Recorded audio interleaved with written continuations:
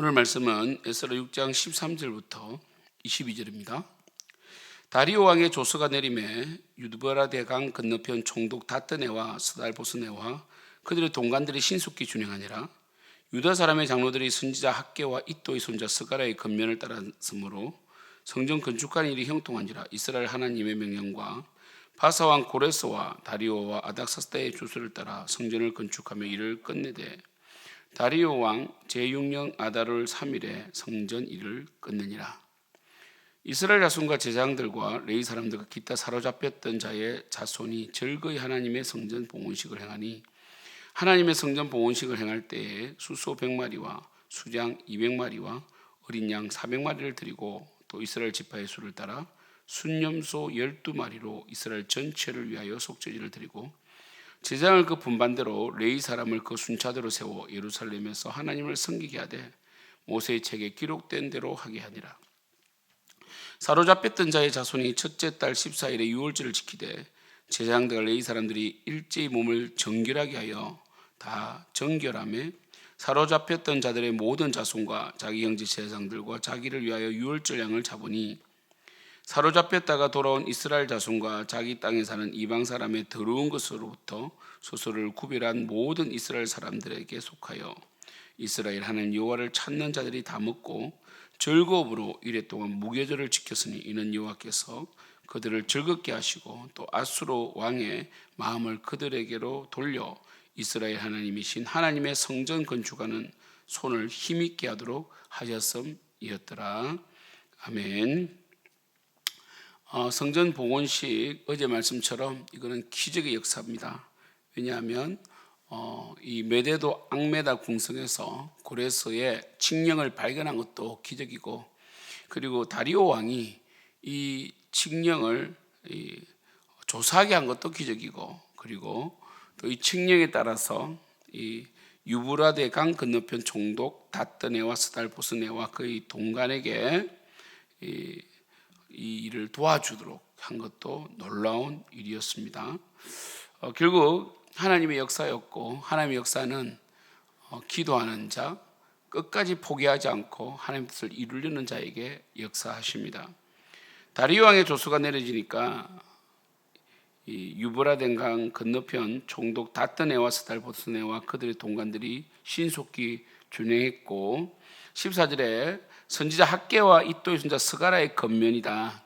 결국 말씀이 이들을 이끌어내었고 말씀이 이들을 위대하게 만든 것입니다. 하나님께서 말씀을 주셔서 하나님을 섬김, 먼저 그의 나라 그의 의를 구하라 라는 어쩌면 주기도문의 핵심이고 요약본이고, 그리고 어느 시대를 막론하고 하나님의 그 역사에 동참하는 하나님께서 택하신 그 백성들이 지켜야 될 말씀이죠. 그들이 정말 먼저 그의 나라와 그를 구하고 하나님 영광을 위해 살아갔을 때에 하나님께서는 기적을 일으키셔 주셨는데, 이러한 동기부여를 바로 학개와 스가랴가 했다는 것이 중요합니다. 항상 하이델베르 요리문답을 우리가 배우고 있는데 항상 그곳에서 말씀하시듯이 우리를 살리는 것은 말씀입니다. 결국 주님께서 말씀을 보내셔서 우리로 하여금 타락하지 않도록 보존하시고 그리고 하나님 일을 하게 하십니다. 형통하였다. 이제 본격적으로 성전 건축이 시작되었고 형통하였고, 그리고 15절에 다리오 왕 제6년 아달월 3일에 성전 일을 끝냈습니다. 아달월은 12월입니다.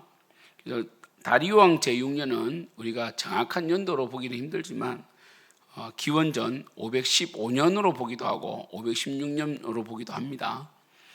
약이죠, 약. 결국 이스라엘 백성이 바벨론에게 끌려간 연도를 일반적으로 기원전 586년으로 봅니다. 그때 예레미야가 70년 만에 돌아온다고 예언을 했죠.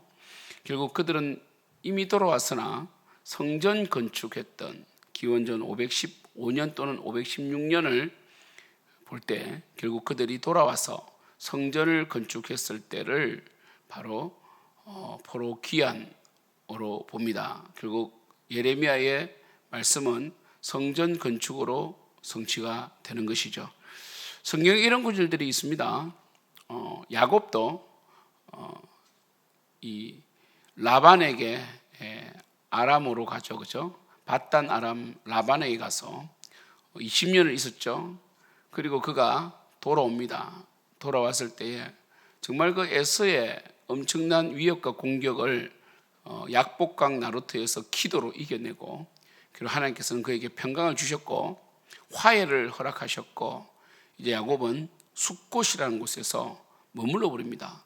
원래 야곱은 그가 반드시 우리 창세기 28장에서 그가 맹세한 것처럼 돌아오면 이곳에 하나님의 전을 세우겠다고 약속을 했는데, 그는 까마득히 잊어버리고 숫곳에서 집을 짓고 살다가 결국 세겜 땅에 추장에 의해서, 추장 아들에 의해서 그 외동딸 디나가 모슬리를 당하게 되고, 이로 인하여 그는 다시 베델로 올라갑니다. 그래서 그는 이렇게 말합니다. 우리가 베델로 올라가자라고 합니다.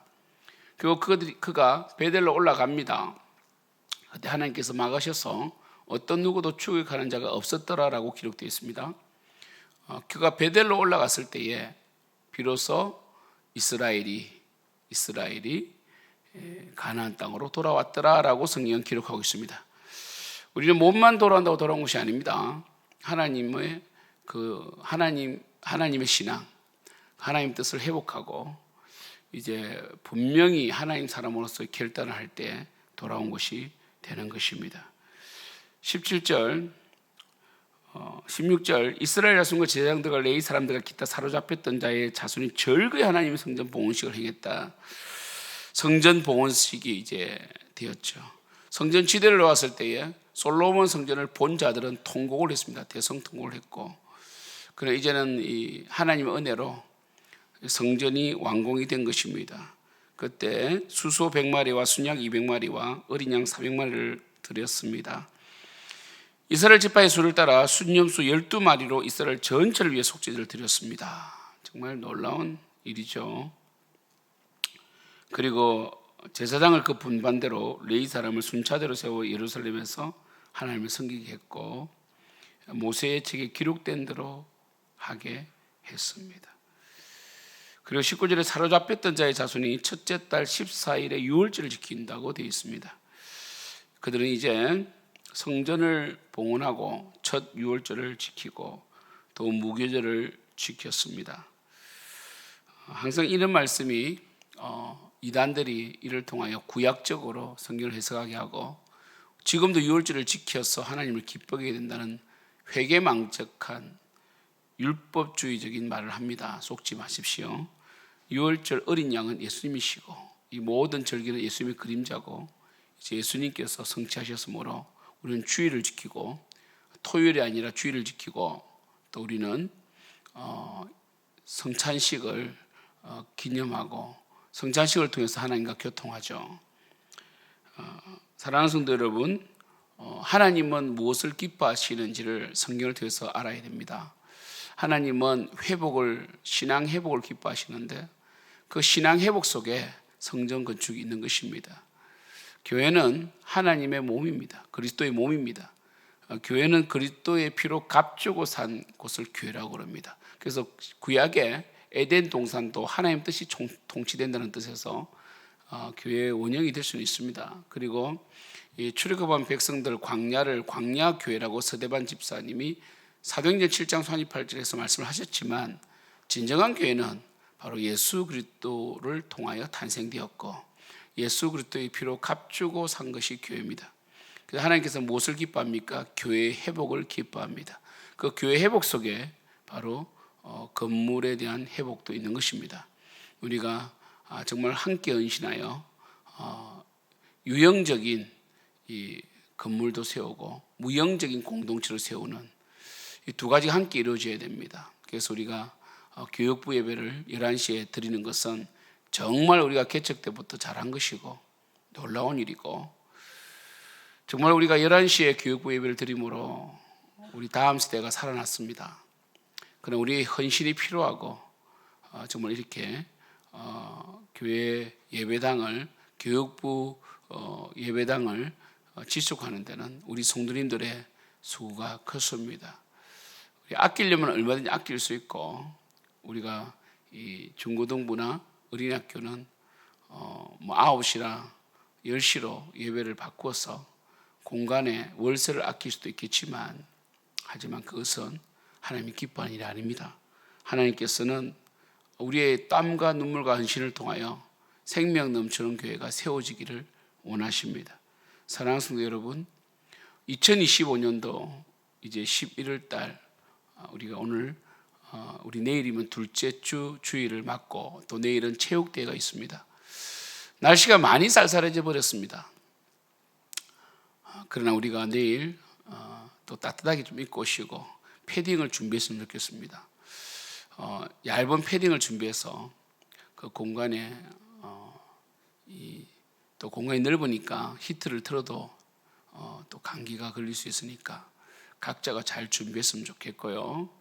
아무튼 정말 이 하나님은 하나님을 기쁘시게 하는, 하나님 영광을 위해 살아가는 하나님의 친백성을 찾으시고, 또 그러한 교회는 반드시 복을 주십니다.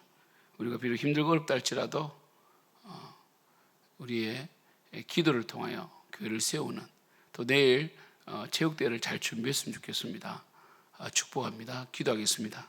하나님 아버지, 하나님은 끝내 이루십니다. 우리가 쓰임받기를 원합니다. 하나님을 기쁘시게 하기를 원합니다. 하나님께서는 우리가 바르게 세워지기를 원하십니다. 우리가 눈물로 기도로 바르게 세우게 하여 주시고, 내일 체육대회 가운데 은혜를 부어 주시옵소서. 예수님의 이름으로 기도드립니다.